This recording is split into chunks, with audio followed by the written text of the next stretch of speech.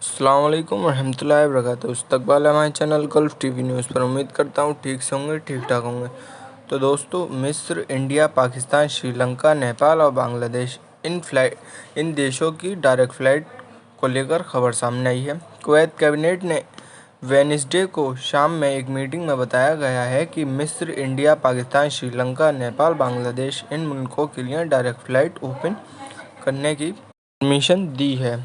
और इस मीटिंग में कुछ आर्थिक मुद्दों पर भी बात चलेगी। और साथ ही हेल्थ ऑफ मिनिस्ट्री ने कहा है कि देश के वापस खुलने के बाद कोरोना केसेस में काफ़ी सुधार आया है, हॉस्पिटल में एडमिट होने के साथ ही और मौत में भी। हेल्थ ऑफ मिनिस्ट्री के सदस्य डॉक्टर खालिद अल सईद ने बताया है कि हेल्थ ऑफ कोरोना केसेस में 70% सुधार आया है कोविड-19 की दोनों डोज लेने के।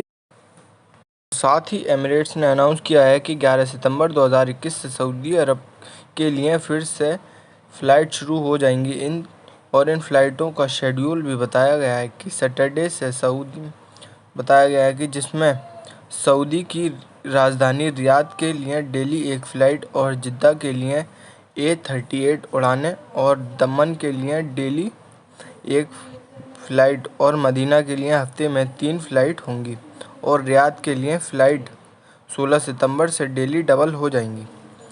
चलते हैं अगली अपडेट की तरफ। अपडेट क्या है? कुवैत एयरपोर्ट पर भी प्रवासियों की तादाद अभी कम है, जबकि कोविड-19 से पहले जो तादाद थी एयरपोर्ट प्रवासियों के लिए की उसमें मुकाबले अभी सिर्फ 50% से ज़्यादा नहीं हुआ है। मिस्र, इंडिया, पाकिस्तान और श्रीलंका इन मुल्कों से फ़्लाइट ओपन होने के बाद कुवैत एयरपोर्ट पर अभी 10,000 प्रवासी डेली एंट्री कर रहे हैं और एयरपोर्ट पर फ़िलहाल 40 एयरलाइंस अभी काम कर रही हैं और डीजीसीए इंतज़ार कर रहे हैं कि एयरलाइंस की कैपेसिटी बढ़ाई जाए, क्योंकि दुबई, तुर्की, इटाली और इन मुल्कों के अलावा अलेक्जेंड्रा, सोहाग, इंडिया, पाकिस्तान इन मुल्कों से फ़्लाइट की डिमांड है।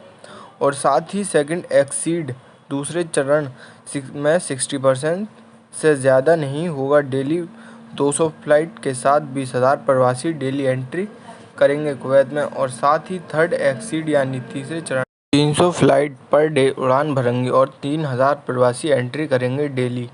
ये ऐसा डीजीसीए चाहते हैं, लेकिन अभी ये सब हेल्थ और सिचुएशन पर निर्भर करता है। तो दोस्तों, ये थी कुवैत से आ रही कुछ लेटेस्ट अपडेट जो मैंने आपके साथ शेयर की। ऐसी ही अपडेट को सुनने के लिए हमारे चैनल को सब्सक्राइब करें।